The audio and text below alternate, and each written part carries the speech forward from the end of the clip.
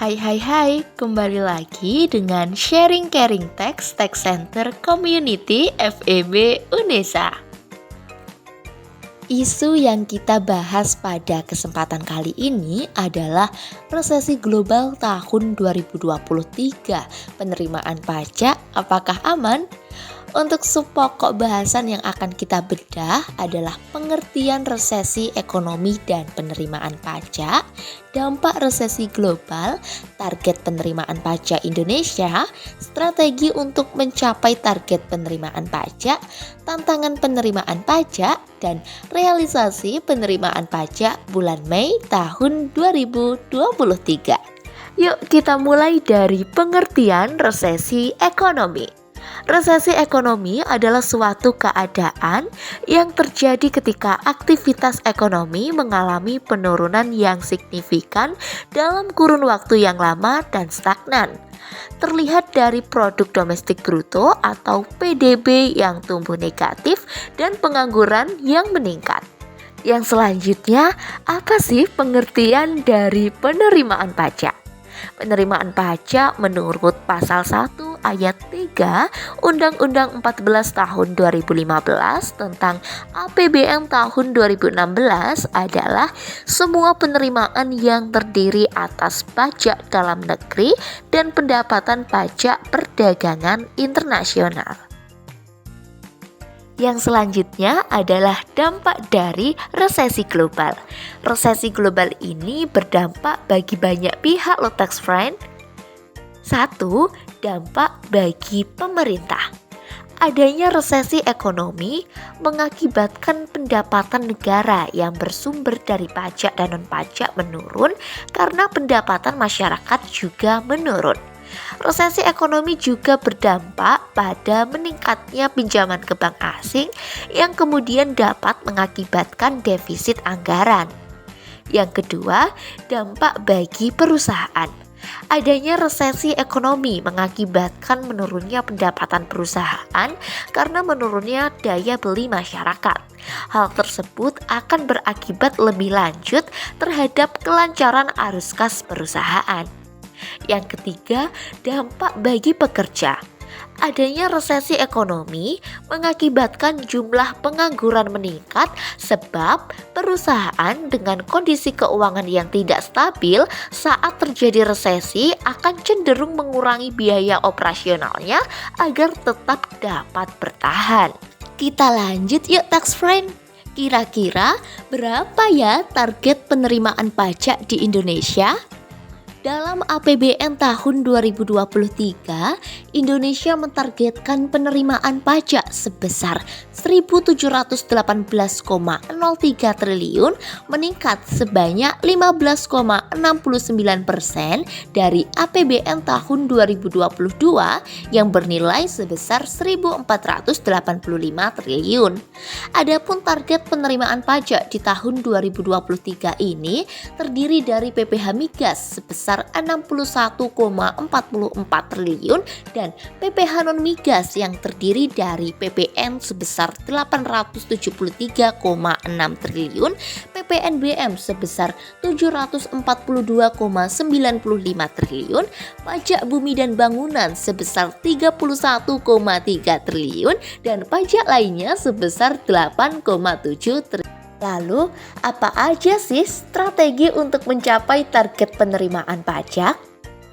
Yang pertama adalah strategi kebijakan fiskal di dalam buku nota keuangan RAPBN tahun 2023. Melakukan tren peningkatan pajak dengan menjaga efektivitas implementasi Undang-Undang Harmonisasi Peraturan Perpajakan. Menggali potensi dengan ekstensifikasi dan intensifikasi untuk penguatan basis perpajakan dan meningkatkan kepatuhan wajib pajak. Memberikan insentif fiskal untuk kegiatan ekonomi strategis yang mempunyai multiplier efek bagi perekonomian untuk meningkatkan konsumsi masyarakat. Optimalisasi perpajakan melalui penguatan pengawasan dan penegakan hukum melalui aplikasi CRM atau Customer Relationship Management dan Cortex System atau sebuah sistem teknologi informasi yang menyediakan dukungan terpadu bagi pelaksanaan tugas DJP, termasuk otomasi proses bisnis seperti pemrosesan surat pemberitahuan, dokumen perpajakan, pembayaran pajak, dukungan pemeriksaan dan penagihan, pendaftaran wajib pajak, hingga pada fungsi taxpayer accounting. Meningkatkan penerimaan perpajakan dengan memerhatikan daya beli masyarakat. Memastikan target penerimaan pajak sesuai dengan yang diharapkan supaya konsolidasi fiskal dengan defisit APBN maksimal 3% terhadap PDB. Yang kedua adalah strategi dari Direktorat Jenderal Pajak, yaitu optimalisasi perluasan basis pemajakan dengan melakukan tindak lanjut terhadap program pengungkapan sukarela dan implementasi pengintegrasian NIK sebagai NPWP. Penguatan ekstensifikasi pajak serta pengawasan terarah dan berbasis kewilayahan.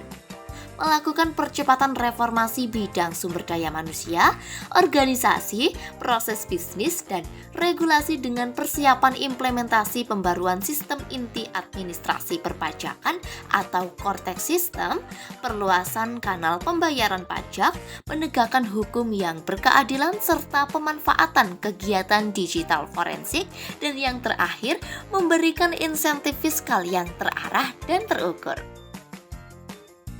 Banyak sekali tantangan DJP dalam menghimpun penerimaan pajak tahun 2023, meliputi 1. Basis pajak yang sudah tinggi pada tahun 2022. DJP mencatat realisasi penerimaan pajak tercatat sebesar 1.580 triliun per 6 Desember tahun 2022 atau telah melampaui target yang telah ditetapkan dalam Peraturan Presiden Nomor 98 tahun 2022, yaitu senilai 1.485 triliun. 2. Proyeksi harga berbagai komoditas global yang termoderasi. Berdasarkan data Bank Dunia pada April tahun 2022, akan terjadi penurunan harga akan terjadi pada komoditas energi, mineral, dan perkebunan di tahun 2023. Lalu yang ketiga, isu geopolitik yang berimplikasi pada ketidakpastian global bermuara pada inflasi berujung resesi. Kondisi ini dipicu oleh perang Rusia dan Ukraina serta ketegangan antara Republik Rakyat Tiongkok dan Taiwan. Lalu bagaimana sih realisasi penerimaan pajak di bulan Mei tahun 2023? Hingga Mei tahun 2023, pemerintah mencatat realisasi penerimaan pajak telah mencapai 830,29 triliun, setara dengan 48,33% dari target tahun ini, yaitu senilai 1.718 triliun. Menteri Keuangan Sri Mulyani mengatakan bahwa penerimaan pajak tersebut telah mengalami pertumbuhan sebesar 17,75 year on year dan menunjukkan kinerja positif sejalan dengan pemulihan ekonomi nasional. Kinerja penerimaan pajak dalam 2 tahun terakhir mulai mengalami perlambatan karena dipicu oleh penurunan harga komoditas dan perlambatan impor. Namun secara bulanan, kinerja penerimaan pajak pada bulan Mei tahun 2023 tumbuh sebesar 2,9%. Menteri Keuangan memerinci PPh non-migas mencapai 486,94 triliun atau 55,74% dari target. Sedangkan PPh migas mencapai 36,94 triliun atau 60,12% dari target. Sementara itu realisasi PPN dan PPNBM tercatat senilai 300,64 triliun atau 21,31% dari target. Serta PBB dan pajak lainnya sebesar 5,78 triliun atau 14,45% dari target. Meski masih menilai positif, Sri Mulyani menegaskan pemerintah akan tetap mewaspadai kinerja penerimaan pajak ke depan sejalan dengan volatilitas ekonomi global dan normalisasi basis penerimaan.